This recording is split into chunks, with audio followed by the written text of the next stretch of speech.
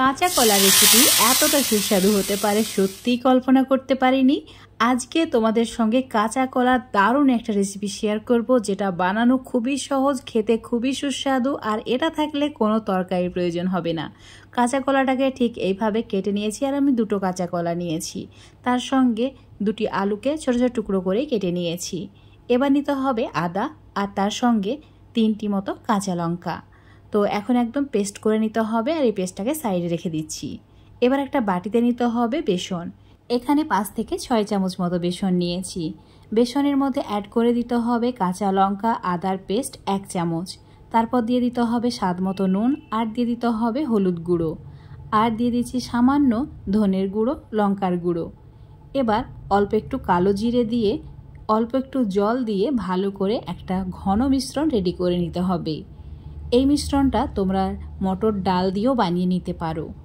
তো এখন এই মিশ্রণটা রেডি হয়ে গেছে। ছোট ছোট বড়া বানিয়ে নিতে হবে। বড়াগুলো ভাজার জন্য চুলোর উপর একটা কড়াই নিয়েছি, দিয়ে দিলাম রান্নাটি করতে যতটুকু তেলের প্রয়োজন সর্ষের তেল।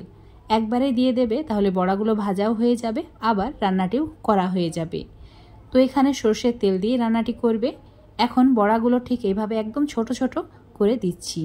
যতটা পারবে ছোট ছোট বড়া বানাবে, তাহলে রেসিপিটা দেখতেও ভালো লাগবে আর বড়াগুলো খেতেও ভালো লাগবে। এবার ঠিক এভাবে একদম লালচে করে ভেজে নিতে হবে, যাতে এই বড়াগুলো মুচমুচে হয়।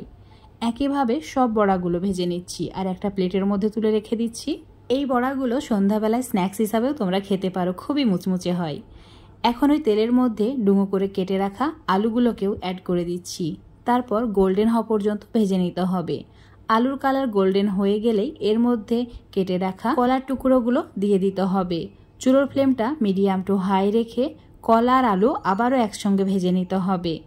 তো একটু সময় নিয়ে কাজটি করতে হবে, যাতে কলার কাঁচা ফ্লেভারটা চলে যায় আর একটু ভাজা ভাজা হয়ে যায়। তো এখন এর মধ্যে দিয়ে দিচ্ছি হাফ কাপ মতো জল। এবার দিতে হবে হাফ চামচ ধনে গুঁড়ো, হাফ চামচ লঙ্কার গুঁড়ো, যে যেমন ঝাল খেতে পছন্দ করো সেই হিসাবে লঙ্কা গুঁড়ো অ্যাড করবে, আর হাফ চামচ হলুদ গুঁড়ো অ্যাড করেছি। সমস্ত কিছু এবার একটু সময় নিয়ে কষিয়ে নিতে হবে। ঠিক এরকম তেল ছাড়তে শুরু করলেই চুলোর ফ্লেমটা একদম কমিয়ে দিয়ে দিতে হবে 1.5 চামচ টক দই। তারপর ভালো করে আবারও কষিয়ে নিতে হবে। 1-2 মিনিট এভাবে কষিয়ে নেওয়ার পর দিয়ে দিতে হবে জল। তো এখানে দিয়ে দিচ্ছি 3 কাপ মতো জল। যতটুকু গ্রেভি রাখতে চাও তার চেয়ে একটু বেশি পরিমাণে জল দিতে হবে, কারণ বড়াগুলো অনেকটাই জল টেনে নেবে। এখন ভালো করে মিশিয়ে নিতে হবে। মেশানো হয়ে গেলে এর মধ্যে দিয়ে দিতে হবে স্বাদ মতো নুন, আর দিয়ে দিতে হবে হাফ চামচ মতো চিনি। তারপর মিশিয়ে নিয়ে হাই ফ্লেমে ঢাকা দিয়ে রান্না করে নিতে হবে, যতক্ষণ না সমস্ত কিছু ভালোভাবে সেদ্ধ হচ্ছে। তো এখন তোমাদের 7-8 মিনিট পর দেখাচ্ছি। দেখতেই পাচ্ছ আলুর টুকরোগুলো ভালোভাবে সেদ্ধ হয়ে গেছে, তার সঙ্গে কলার টুকরোগুলো সেদ্ধ হয়ে গেছে। তো এই সময় দিয়ে দিতে হবে ভেজে রাখা বড়াগুলো। তারপর হাই ফ্লেমে ঢাকা না দিয়ে 2 মিনিট এইভাবে রান্না করে নিতে হবে। এবার এই সময় দিয়ে দিতে হবে কাঁচা আদা আর লঙ্কা, যে আগেই বেটে রেখেছিলাম সেটা 1 চামচ, আর হাফ চামচ মতো গরম মশলার গুঁড়ো। এখানে তোমরা গরম মশলা বাটাও ব্যবহার করতে পারো। সমস্ত কিছু ভালো করে মিশিয়ে নেওয়া হয়ে গেছে। এখন তোমাদের কলার টুকরোটা দেখাচ্ছি, দেখো একদম নরম তুলতুলে হয়েছে। তো এবার এর মধ্যে একটা তড়কা বা ফোড়ন দিতে হবে।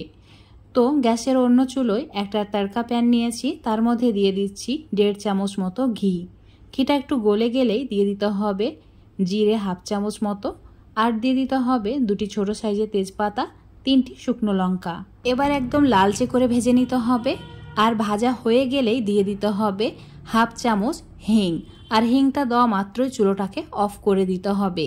তারপরে ফোড়নটাকে কড়াইয়ের মধ্যে ঢেলে দিতে হবে, আর সঙ্গে সঙ্গেই ঢাকা দিয়ে দিতে হবে, তাহলে খুব সুন্দর একটা ফ্লেভার চলে আসবে।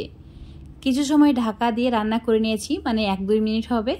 তারপর চুলোটাকে অফ করে দিয়েছিলাম। 5-6 মিনিট পর তোমাদের দেখাচ্ছি। একদম দারুণ একটা কালার এসছে, আর এটা গরম ভাতের সঙ্গে খেতে খুবই ভালো লাগে। অবশ্যই রেসিপিটা একবার হলেও বানিয়ে খেয়ে দেখবে, আশা করছি তোমাদের খুবই ভালো লাগবে। রেসিপিটা ফেসবুক পেজ থেকে দেখলে পেজটাকে ফলো করে নেবে, ইউটিউব থেকে দেখলে চ্যানেলটাকে সাবস্ক্রাইব করে রাখবে আরও রেসিপি পাওয়ার জন্য।